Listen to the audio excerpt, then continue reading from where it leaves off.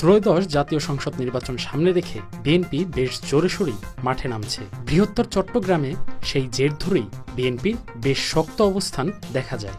চট্টগ্রামের ৫টি আসনে দলীয় মনোনয়ন পাওয়ার আলোচনায় আছেন ইসরাফিল খসরু, মীর মোহাম্মদ হেলাল উদ্দিন, সাইদ আল নোমান, শাকিলা ফারজানা, হুম্মাম কাদের চৌধুরী, জহিরুল ইসলাম চৌধুরী ও মিশকাতুল ইসলাম চৌধুরী, যাদের মধ্যে প্রায় সবাই এসেছে তাদের বাবার হাত ধরে। চলুন দেখে নিই কে কার উত্তরসূরি হিসেবে রাজনীতির মাঠে আসছে। চট্টগ্রাম বিএনপির রাজনীতিতে প্রভাবশালী নেতা আমির খসরু। তিনি নগর বিএনপির সভাপতি ছিলেন। তার হাত ধরেই রাজনীতির মাঠে বেশ ভালো প্রভাব ফেলছে ইসরাফিল খসরু। আমির খসরু চট্টগ্রাম ১০ আসন থেকে নির্বাচন করলে তার ছেলে চট্টগ্রাম ১১ আসনে দলীয় মনোনয়ন চাইতে পারেন বলে নেতাকর্মীদের মধ্যে আলোচনা আছে। Mir Nasir Chittagong city corporation mayor ছিলেন, নগর বিএনপির সভাপতিও ছিলেন।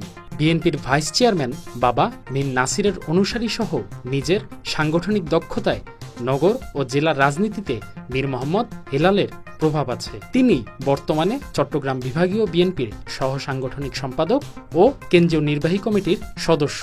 আগামী নির্বাচনে চট্টগ্রাম ৫ আসনে মনোনয়ন প্রত্যাশী হেলাল। অন্যদিকে একই আসনে মনোনয়ন চাইছেন বিএনপি চেয়ারপারসনের প্রয়াত উপদেষ্টা সৈয়দ ওয়াহিদুল আলমের মেয়ে শাকিলা ফারজানা। আব্দুল্লাহ আল নোমান বিএনপির ভাইস চেয়ারম্যান ছিলেন। তিনি গত ২৫ ফেব্রুয়ারি মারা যান। তার উত্তরসূরি হিসেবে বর্তমানে মাঠে সরব তার ছেলে সাইদ আল নোমান। তিনি আগামী নির্বাচনে চট্টগ্রাম ১০ অথবা চট্টগ্রাম ৬ আসনে বিএনপির মনোনয়ন প্রত্যাশী।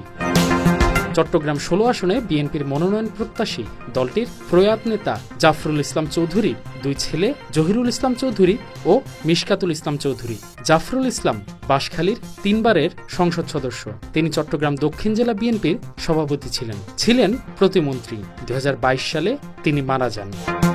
মুক্তিযুদ্ধকালের মানবতা বিরোধী অপরাধ মামলায় ২০১৫ সালের ২২ নভেম্বর মৃত্যুদণ্ড কার্যকর হয় বিএনপির স্থায়ী কমিটির সদস্য সালাউদ্দিন কাদের চৌধুরীর। তিনি ৭ বারের সংসদ সদস্য। চট্টগ্রাম ২, চট্টগ্রাম ৬ ও চট্টগ্রাম ৭ নির্বাচিত হয়েছিলেন। তার ছেলে হুম্মাম কাদের চৌধুরী দলটির কেন্দ্রীয় নির্বাহী কমিটির সদস্য।